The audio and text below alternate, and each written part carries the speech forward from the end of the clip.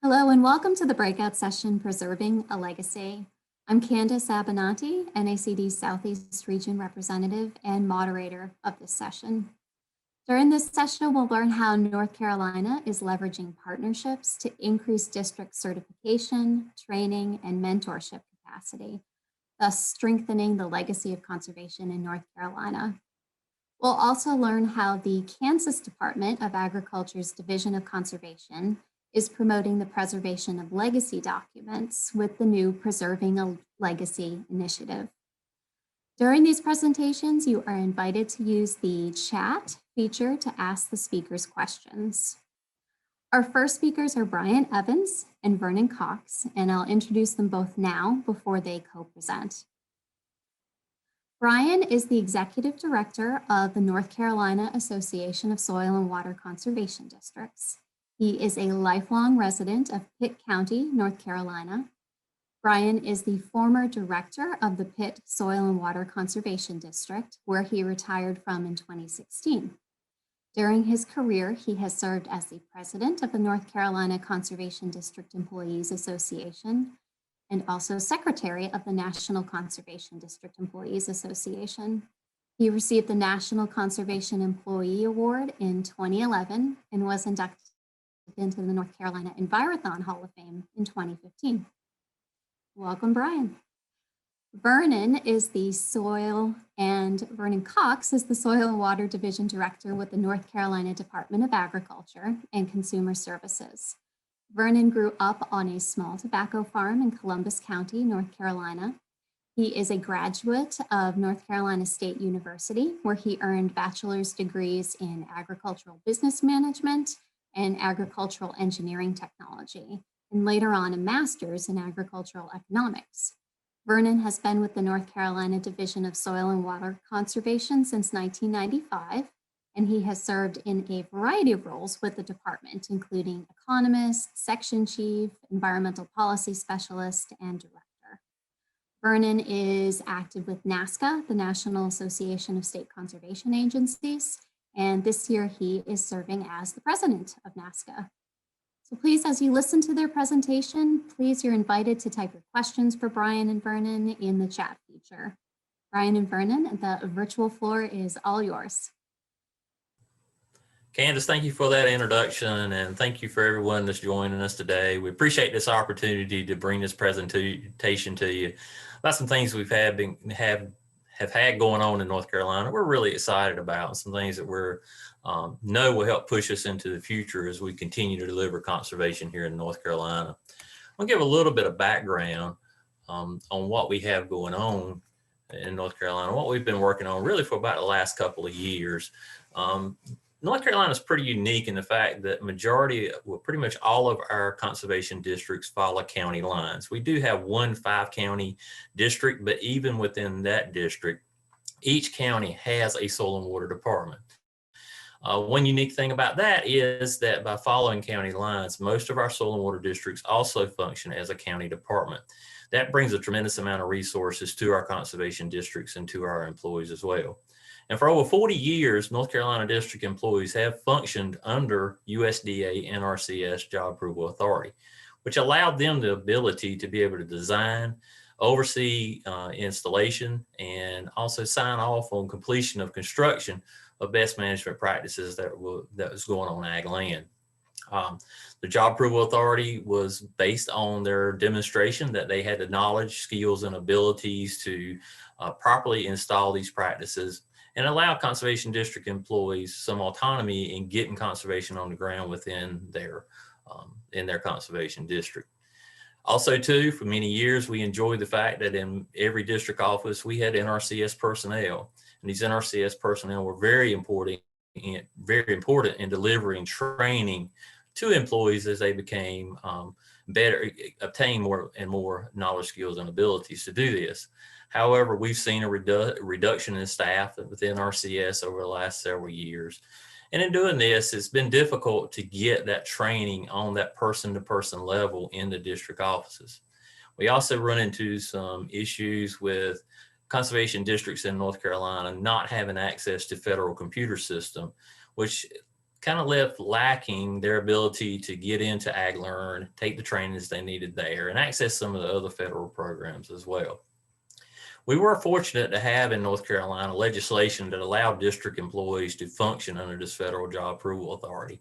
And about 10 years ago, we did have an issue come up that we realized that the legislation did not specifically name district employees as being able to function under this. So we had to get some adjustments to the legislation back then to make sure that it read correctly and that our employees could continue to function in that way. Also, we have a North Carolina Soil and Water Conservation Commission, and this commission operates under general statute to oversee the state programs and help conservation districts to be able to deliver conservation in our state. And they also have a certification process for district employees, outside of people, other agency people, and even private folks who write waste management plans for animal operations. So they oversee and handle some certifications through this as well to delegate that authority. In 2019, we had a resolution introduced to our state at our state meeting that asked our association to work with our Soil and Water Commission to get delegated job approval authority for state programs through our Soil and Water Commission. This would not, of course, work for federal programs because that's handled under federal law, but this would help us to, with our state programs, to be able to open a lot of doors for our soil and water conservation districts to be able to get through that process and to be able to design these best management practices for our state cost share programs. In 2020, North Carolina General Assembly did sign into law that delegation authority to our commission. And since then, we've been working on the many things that go along with that. We realized that getting the legislation may have been the easy lift in all this, and making sure that we can provide adequate training for our employees and make sure that we provide the tools to conservation districts across our state to be able to obtain these knowledge, skills, and abilities and obtain this delegated job authority was really going to be something that we needed to put a lot of thought into, and that we really needed to develop some good procedures that was easy to navigate. So with that, I'm going to turn it over to Vernon Cox, who will kind of go into what we worked through with the job approval authority and the legislation that surrounded that. Vernon? Thank you, Bryan. So as Candace mentioned earlier, my name is Vernon Cox. I'm the director of the Division of Soil and Water Conservation in the North Carolina Department of Agriculture. And I'm going to talk a little bit more about some of the details about the legislations and regulations that were implemented in order to establish job approval authority through our Soil and Water Conservation Commission. As Bryan mentioned, we had received resolutions from multiple districts requesting that we pursue a mechanism for allowing our Soil and Water Conservation Commission to establish a program for issuing job approval authority for district and division staff. So those resolutions actually originated out of our district in late 2018 during the fall. And the resolution was adopted by our state association in January of 2019.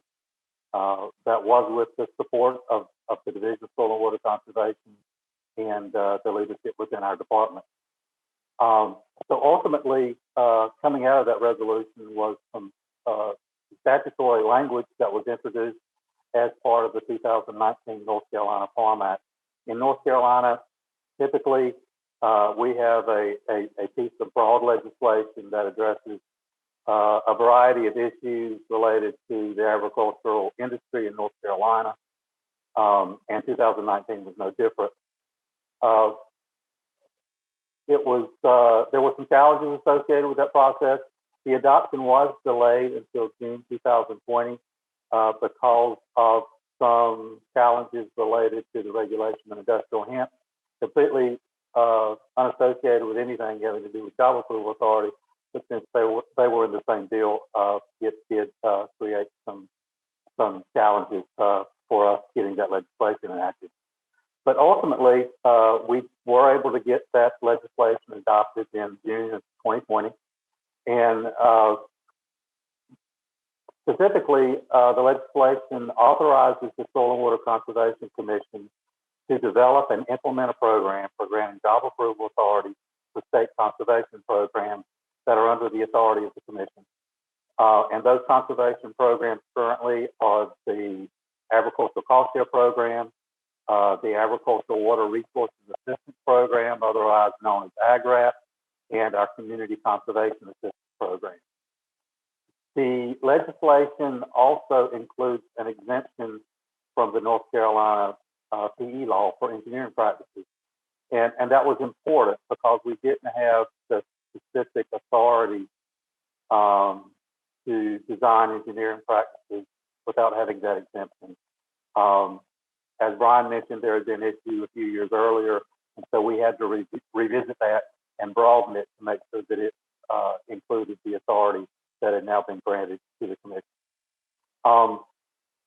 Also, as far as eligibility, the specific employees that were included in this provision were district and division employees.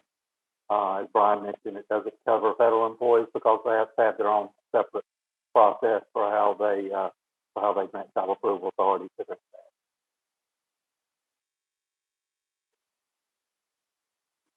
Okay, Bryan. So after we got the legislation adopted, the next thing that we had to do was to adopt rules through the commission in order to have to describe how we were going to implement the program. And that's required by our North Carolina Administrative Procedures Act. So as far as the schedule, as you saw on the previous slide, the legislation was adopted in June of 2020. And so we tried to move just as quickly as we could in order to get the administrative rules in place. So the draft rules were approved by our Soil and Water Commission on August 5th. We had to publish a notice of text in our North Carolina Register to notify the public that these rules were being adopted. That was published on September 1. We had a comment period of 60 days through November 2nd. We then had to go back to final approval to our commission. That occurred on November 18th. And then we also had to go through what we have in North Carolina called a Rules Review Commission. And their responsibility is to make sure that the rules being adopted by a particular body, in this case, the Soil and Water Conservation Commission, don't exceed the authority of that commission with regard to the rules that are being proposed. So the Rules Review Commission gave their final approval on December 17, 2020. And ultimately, the effective date of those rules were January 1, 2021.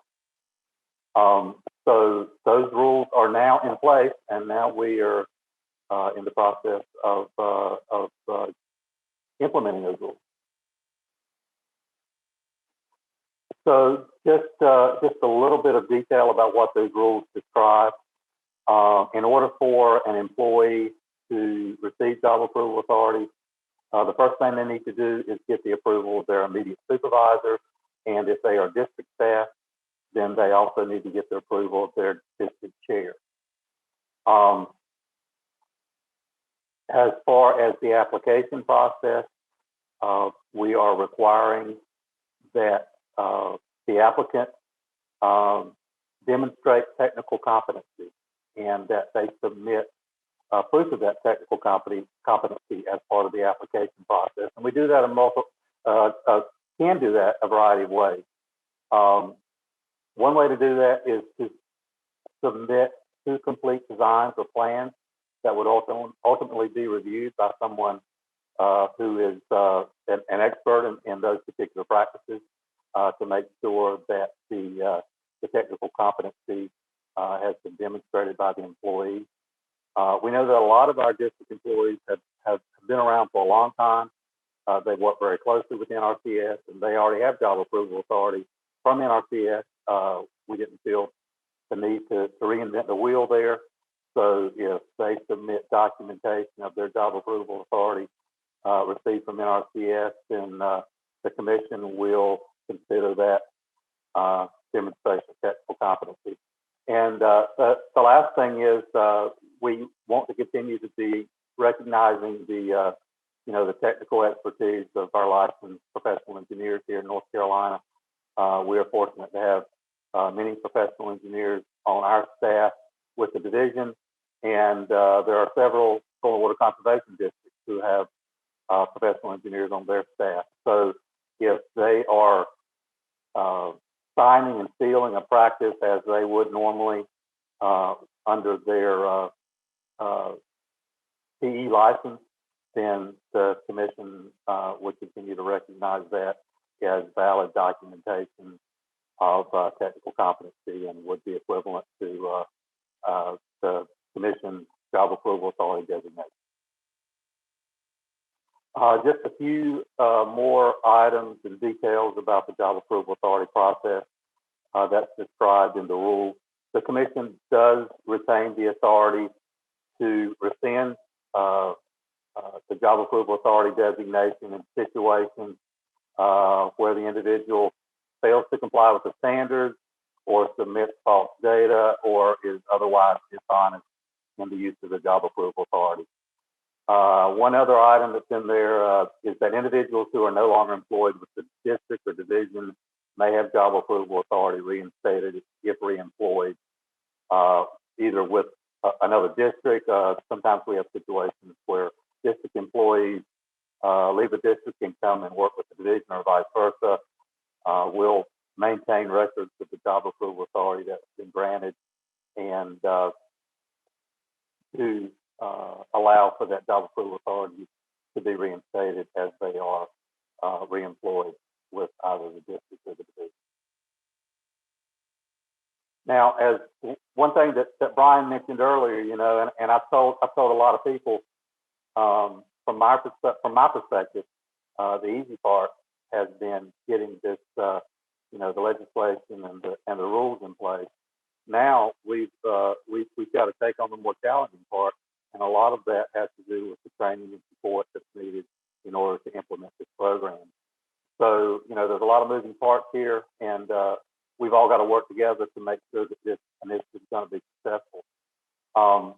We are going to need to increase training opportunities for district staff, particularly our newer district staff, where there's been challenges to them getting job approval authority from NRCS, in large part because we simply don't have as many NRCS staff in North Carolina as we used to. And, you know, that's one of the big reasons why we're ultimately implementing this job approval authority through our commission. So those training opportunities, some of those are going to be very formal, where, you know, there may be classroom settings, classroom in combination with field training. But we also envision there still being a lot of peer-to-peer or on-the-job training. And we're going to need to utilize all resources available for that. Some of that training is going to come from the Division of Soil and Water. Some of that training is going to come from district staff who already have expertise in, you know, in designing and the construction of these practices. And certainly we're going to continue to work very closely with NRCS and take advantage of the training opportunities that are available through our federal partners. That will continue to be very important as we implement this process. One thing that we wanted to do and are working on right now is developing an accessible online training calendar. We are very fortunate that we have been able to receive assistance from our software development team with the department technology division. They are working with us to develop a calendar that will be accessible to all of our partnership employees.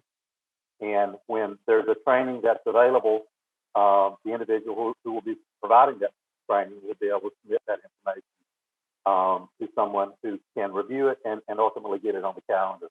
And what we want to do is include both formal training, you know, classroom training, but also more informal training where we may have one district employee who is completing the design for a practice and is going to go through construction and simply wants to invite others to join him in the field so that he can go over the design of that practice and ultimately the construction of that practice in the field. So we want to be able to provide a mechanism to get that information out to other partnership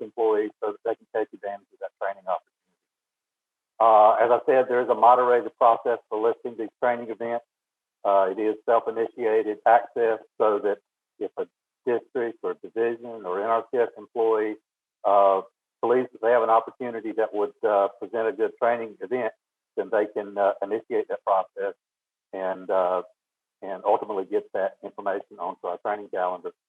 Also, the training calendar also sort of has a back office application that will allow us to track the training that is being received and completed, and also we'll track the certification levels associated with the various job approval authority designations. Another thing that we are looking to implement as soon as possible, and that is to establish a state training coordinator who will be on my staff with the division to work with all of our partners to identify training needs, to identify resources, to ultimately meet those training needs, and would also manage the training calendar. All of these things we're working on now, we'll work through the process of getting these resources in place and planning the training that we're going to need over the course of the next year, and roll these out to our partnership employees so they can take advantage of these opportunities. And now I will turn it back to Bryan Evans so he can make some additional comments about some other mechanisms to make sure that we all work closely together on this endeavor. Bryan? Thank you, Vernon. I will say that a lot of things we've been able to accomplish through our association in North Carolina is because of our great partnership that we have with our state partner through the Department of Ag and Consumer Services with their Division of Soil and Water. And we have a tremendous partnership with our NRCS group, as well as many other partnerships in North Carolina Conservation District employees. And all these things have helped a lot of these things be able to be worked on more efficiently, more effectively, and has gotten us to where we are now. Another issue that we've run into is we've been plagued by damaging storm events probably for the last 10 years, if not longer. We are in North Carolina. We sit right on the coast of the Atlantic Ocean. We kind of protrude out in the ocean. And so we get our share of tropical events, tropical storms, hurricanes. But even from that, from 2007, we've had droughts, we've had fires, we've had damaging rain events that have really plagued some of our conservation districts in trying to get the needs met of their local governments, of their citizens, of their counties. So we had a resolution that come to us again in 2020 in our state meeting about the development of mutual aid agreements. The mutual aid agreements were brought to us in a way that soil and water districts could have the conversation with their districts, have the conversation with their counties as they function as a county department, with the division, with our association, about their ability to be able to cross county lines to go into other districts to provide assistance when needed. This is in response to those damaging storms. When EWP has been a major contributor in North Carolina over the last few years because of the storms that we faced. And we realized that we needed additional staff to get boots on the ground after these events to evaluate the damage that we had. So the mutual aid agreement come about. We've gotten it started in the process of developing a template for these agreements for districts to consider. And we also realized that these mutual aid agreements could be a tremendous assistance in training needs. We ask within those mutual aid agreements that districts give consideration to allowing employees to be able to cross county lines to help other district employees on projects that maybe they did not have the amount of experience that they needed to adequately design and implement those best management practices.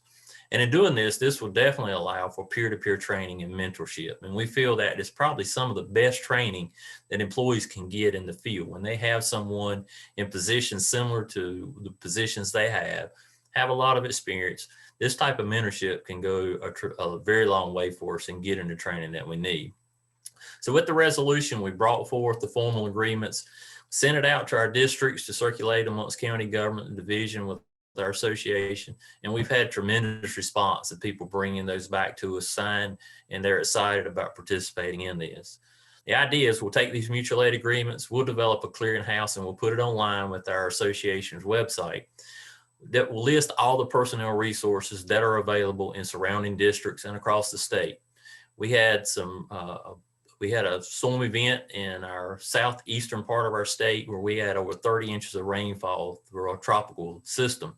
We had people from our mountains, which is close to 400 miles away, that were volunteering to come down and assist. And these mutual aid agreements will help us in developing this clearinghouse to allow districts to go there, self-initiate the assistance that they need by contacting the other districts. It was non-obligatory. It did not say that if you signed the agreement, somebody calls you, you had to go. But it did give us a way to get this conversation started within our districts and with our county governments about employees providing this assistance across the state. Understanding that district employees now can work beyond county lines in certain circumstances. And again, as the district sees that they have the ability to do so, we feel like we'll have not only a great assistance in responding to these disaster events, but also these other training needs that we've identified to make sure we can get the Job Approval Authority program rolled out effectively. The last thing I want to talk to you about is the development of a mentors list.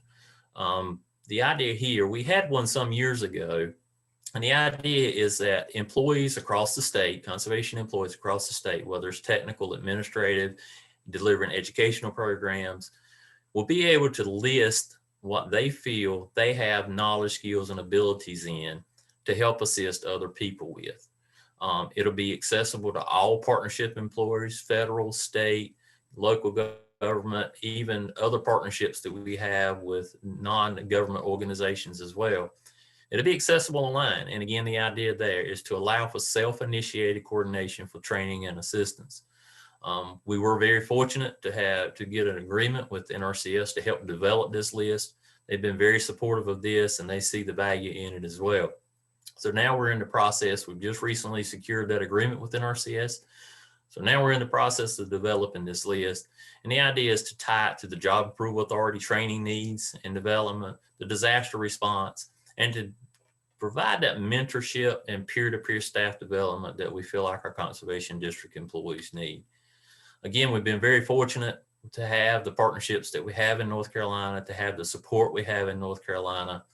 But we realize that conservation delivery is what we were established to do so many years ago. And it's our goal to continue to be able to deliver that to our citizens. Our citizens and our farmers don't really care, what our staffing levels are, and they don't really care how busy we are. The main thing they care about is protecting the environment, protecting their land, protecting their soil and the water. And that is our role and that is our goal. So with that, again, we appreciate this opportunity to present this morning.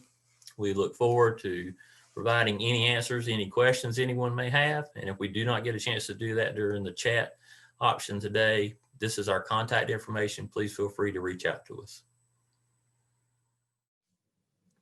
Bryan and Vernon, thank you. It's great to learn about these partnerships in North Carolina and all of your collective efforts around Job Approval Authority and training, mutual aid agreements, and mentoring. Thank you so much for sharing all of that with us.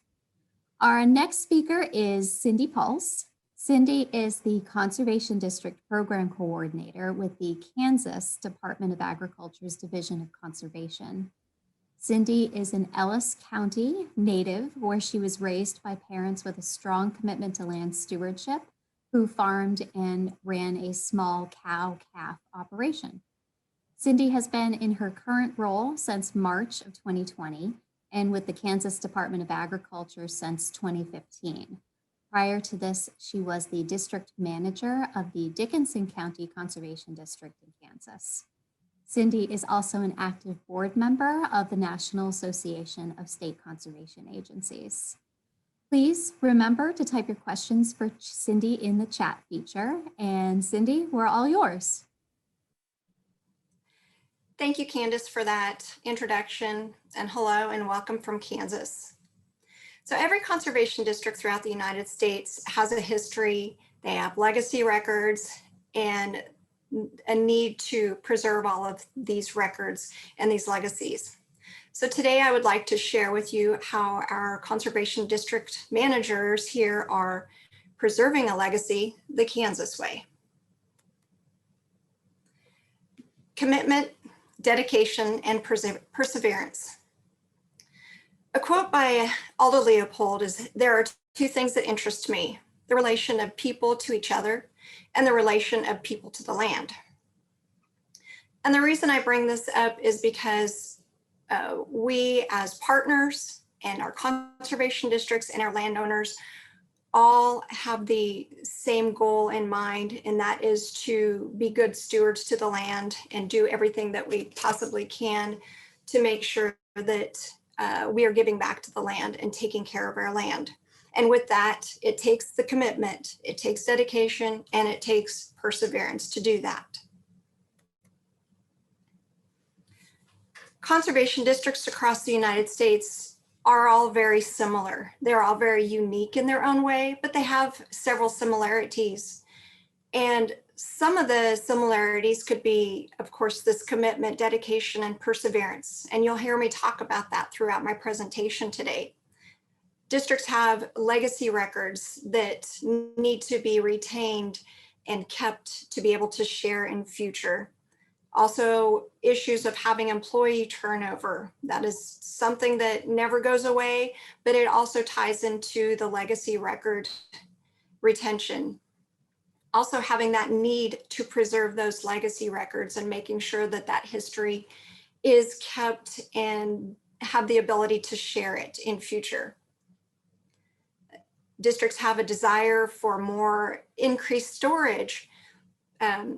As the years go by, there's more paperwork, and though we're all going virtual a lot of ways and digitally, there is still the paperwork and all those records from years gone by.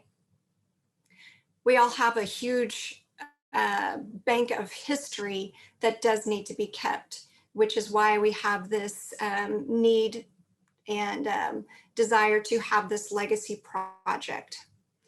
And some districts, some states may have that uncertainty of where to begin, where to start on conserving or preserving these legacies, and just having questions on what to do.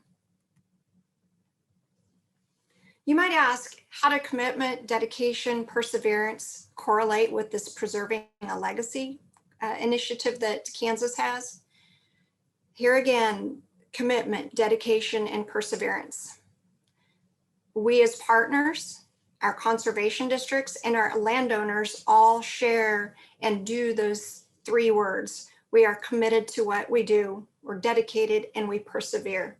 With the landowners, it is preserving their land possibly, and through that, they do that with the any sort of conservation practices. They are preserving their legacy. Our conservation districts are preserving their legacy through keeping the history, making sure they're doing what they can to hang on to those records and save them as safely as possible. And we as partners, we're doing the best that we can to help assist our districts preserve their legacies and our landowners preserve their legacies as well. When you're asked what's a legacy, does Michael Jordan come to mind because he's a great basketball player? Or maybe Johnny Cash because he was a great country music star? John the Baptist throughout the Bible, he was quite a legacy. Or of course we have the go-to Aldo Leopold in conservation. You might think that one of these might come to mind when you're asked what's a legacy, but that's what I'm going to talk about next. Actual legacy definitions, as per Webster's dictionary, is a gift such as money, property, a Bible, a book, anything like that. It's ever related to, associated with, or carried over from a previous time, a historical item. So historically speaking, this is something that's handed down from one period to another, from one person to another. Maybe it's a special music box handed down from a grandmother to her granddaughter. So that would be a historical legacy. Or metaphorically speaking, planting seeds in a garden that you'll never get to see. Me personally, I have a lot of trees around in our acreage that are easily over 100 years old. They're huge oak trees. And they are, metaphorically speaking, they were planted many, many years ago that unfortunately the people who planted them were never able to reap the rewards and see where those great trees are these days. Once again, this is a legacy. In terms of conservation districts, legacies could be an example such as their minutes from monthly board meetings with the financial reports, audit reviews, budgets that are completed each year, annual reports that are shared at your conservation district annual meetings, your annual work plans that you go through and create every year. Also, very importantly, is your district charter. These are legacy documents. And of course, these are not limited to this list here because it could include so many more items. All of these items listed here that I talked about are actually government records. So asking what a government record is, according to KSA 45-402, all volumes, documents, reports, maps, drawings, charts, indexes, plans, memorandum, sound recordings, microfilms, photographic records, and other data, information or documentary material, and storage media or condition of use, made or received by an agency, regardless of physical form or characteristics, in pursuance of law or in connection with the transaction of official business or bearing upon the official activities and functions of any government agency. So these legacy records, which are government records, are extremely important and need to be preserved. Different forms of government records and the legacy records could be in the form of paper, digitalized, microform, audio or visual, photographs, and these could include different district policies, transactions, or activities, such as what I listed before, like the annual reports and minutes and so on. So we have the obvious staring at us here at the Division of Conservation. We've got 80 years approximately of documents in each of our conservation district that are of major historical value. We have very obvious limited storage space in some of our districts because unfortunately they do share with other offices and are limited on what space they have for all of these paper documents. The other very unfortunate item here is the district employee turnover. In a perfect world, we would have employees that stay with us within the districts for 25 plus years, which would be wonderful because along with their longevity would be keeping the history and them being able to share that history as well. But unfortunately, that's not the case. So with that employee turnover, we are also increasing the chance of losing that historical history and the legacy documents in case a new district manager comes in and decides to clean and purge and get rid of documents without knowing that these are historical documents that need to be kept, and maybe without referring to the retention schedule. So, and then the other obvious would be the need for some permanent storage because of all of this. Approximately 7 years ago, the Division of Conservation reached out to our conservation districts and asked them to scan all of their legacy documents, save them onto CDs, and we had about 17 districts that did that and sent the CDs into us. We were able to upload them into DocuWare, which is a cloud-based system that we have that digitally stores all of these documents. We were able to notify our districts when all of that was done. And then at that point, they were able to purge. They could recycle, destroy, or whatever they felt was the best way to take care of those documents. Or if they just still had the room, they would keep those. But what this did was gave them the opportunity to have those documents stored digitally and safely. We had a bit of a lull in between those 7 years ago and back to 2019, and decided that it was time to revisit that situation again with the document storage. So with some increased district employee turnover, as well as DOC employees that were retiring, we needed to do something again and to revitalize that storage and document submittal, document storage project again. And also, of course, as the years go by, districts are still continuing to run out of storage for their paper documents.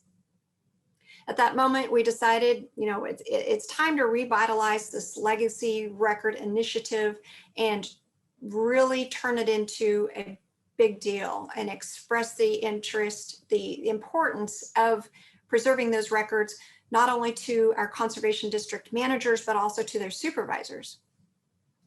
We knew we had to put a plan of action together, that it wasn't just something that was going to happen overnight.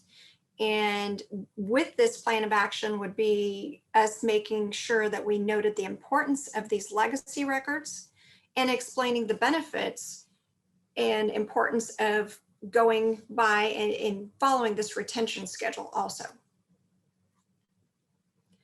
An importance of retaining legacy records is the obvious accountability.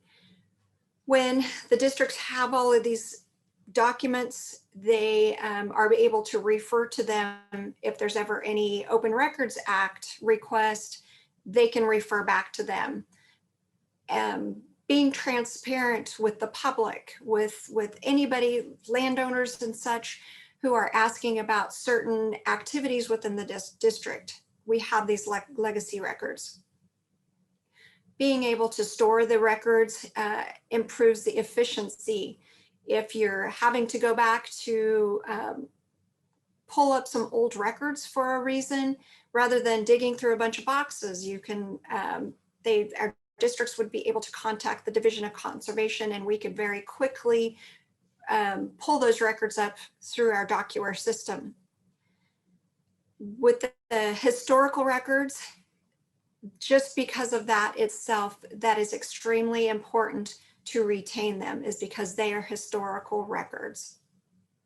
Liability, that is something else to be considering also, especially in that kind of goes hand in hand with your transparency and your accountability as a district. Finally, it's the law. We need to retain these records because they are government records. We have a retention schedule, just like every other district, every other state has for their conservation districts.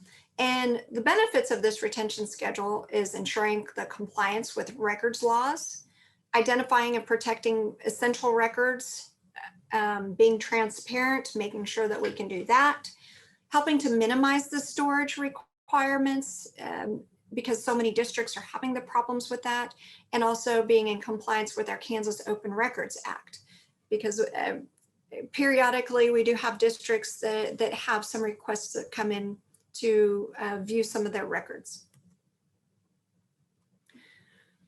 We put together a plan of action to get this preserving a legacy initiative going, kind of putting them into different phases. Phase one, we decided we needed to assemble a committee because not all staff was going to be participating in this. Our phase two was to meet with the Kansas Historical Society. Phase three was to get a survey out to the districts just to kind of see where they are on their storage situations, where they are on any kind of purging they do, if they're on a routine of doing that, and so on and so forth. Phase four was to introduce this legacy project and to inform our districts and our supervisors what we were doing, as well as the importance of it. Phase five was to put together as much information and tools that we felt would be necessary to assist our districts in completing this project, as well as phase six, going ahead and digitally storing these legacy documents that the districts are providing to us.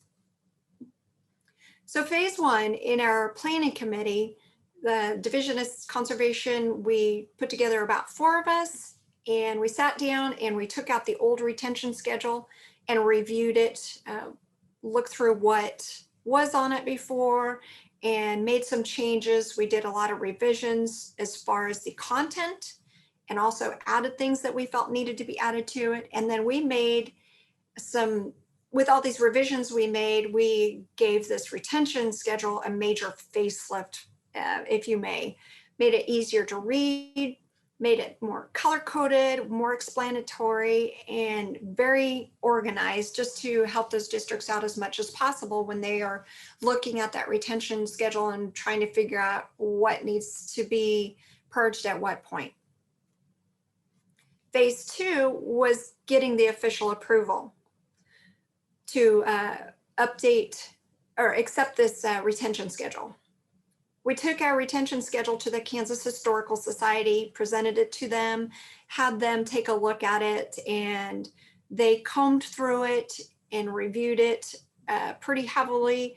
We did go ahead and meet with them, some of their staff, to discuss their recommendations that they made, and finalized it all. And from there, it went to the Kansas Historical Board, where they reviewed it, and they did approve that retention schedule. In phase 3, we had the survey that we sent out to our districts, and 63% of our districts responded to the survey. 95% said that their historical records are important to them and that they do understand the reason for keeping those historical documents. 60% of them had records since their charter. 8% of them only had records for the past 10 years, meaning that those records were lost, disposed of, something happened to those records, unfortunately, from before that time. 65% of our districts are out of physical storage for their records. 90% of our districts are aware that we even have a retention schedule that needs to be followed. And 42% of them actually purge on a regular basis, which is actually a very good thing to be doing. In phase 4 was the time where we were going to introduce and inform our districts and our supervisors. So we started working back on this project in 2019, and this is when we actually presented a resolution at the 2019 Kansas Association of Conservation Districts annual convention. And through this presentation, we explained the importance and need for this resolution for the Preserving a Legacy initiative, and it was passed. So later on during the convention, we were able to introduce this and discuss this more in depth with our district managers in meetings.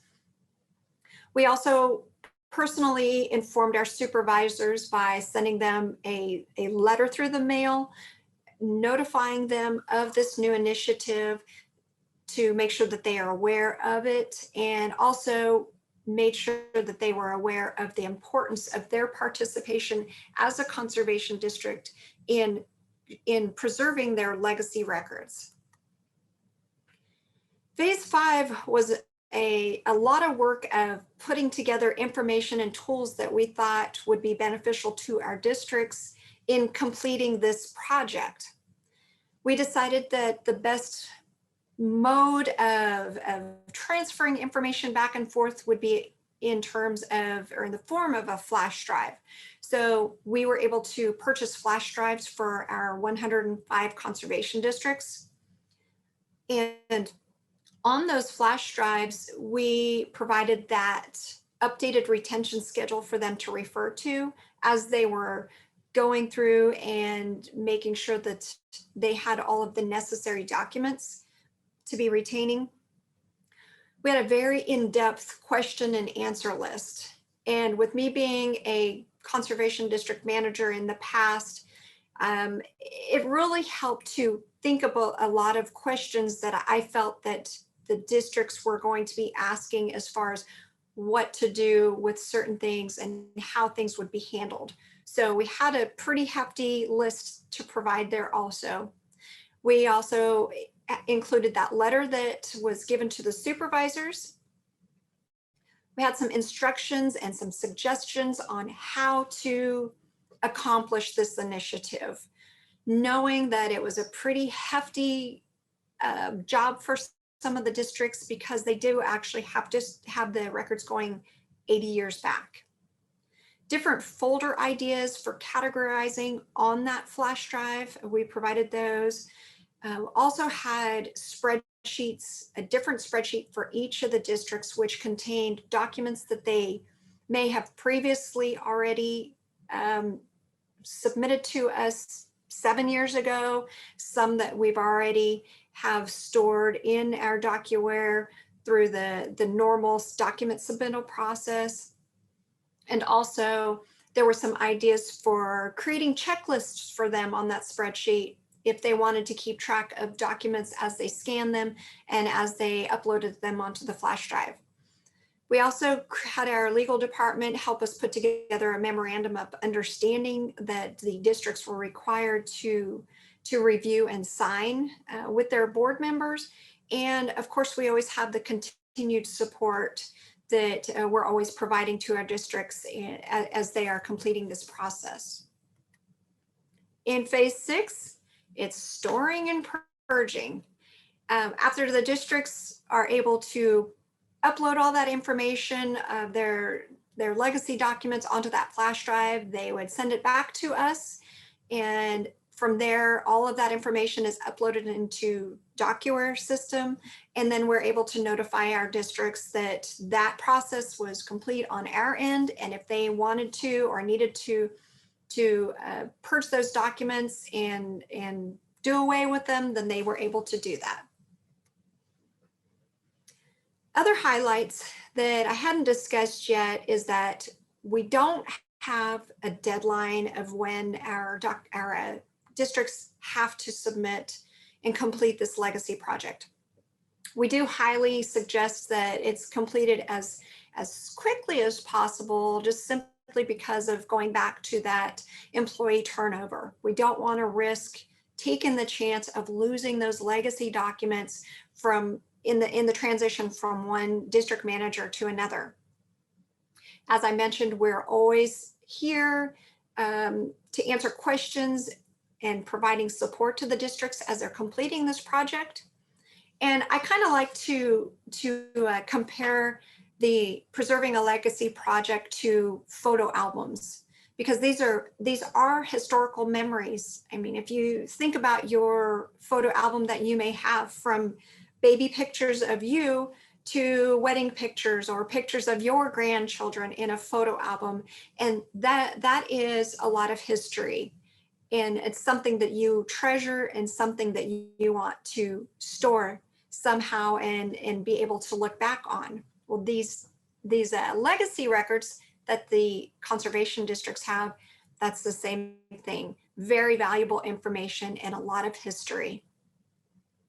We've received a lot of district input, and even before we heard from them, we knew that this was going to be a very time-consuming project and could actually be very overwhelming, which is why we stress that they can reach out to us at any time, why we provided the questions and answers and suggestions.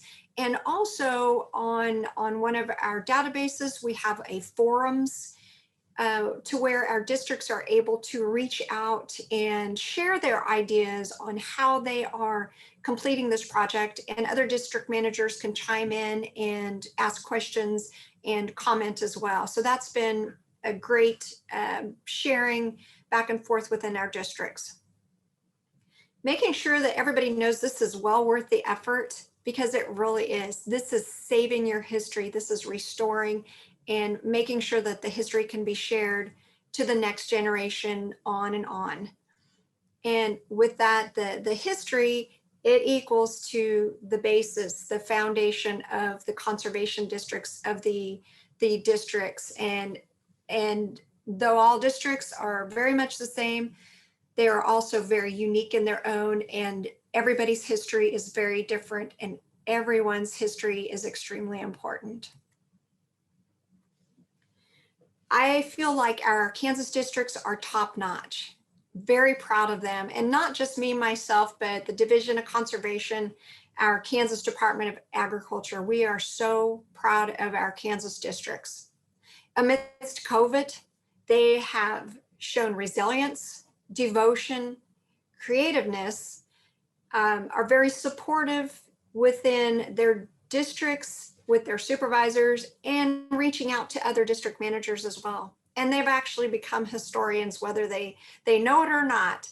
But really through COVID, just work on a daily basis, they have displayed each one of these characteristics and being able to bounce back and do what they need to do to work on a daily basis and go ahead and get this legacy project completed as well.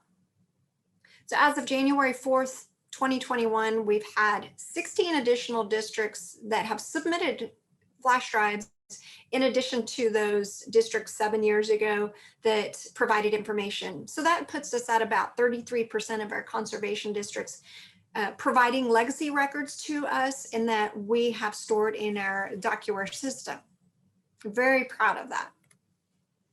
So thank you, Kansas Conservation Districts. We appreciate your commitment. We appreciate your dedication. We appreciate your perseverance.